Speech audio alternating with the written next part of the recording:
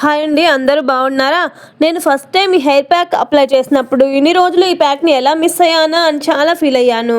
ఇప్పటి నుంచి అప్లై చేద్దామని చెప్పేసి నెల రోజులు వారానికి 2 సార్లు చొప్పున ట్రై చేశాను. అలా ట్రై చేసినప్పుడు నా జుట్టు చాలా బాగా పెరిగింది. మెయిన్గా హెయిర్ ఫాల్ ఆగిపోయింది. ముందుగా ఇలా మూత ఉన్న బౌల్లోకి 2 స్పూన్ల మెంతుల్ని తీసుకోండి.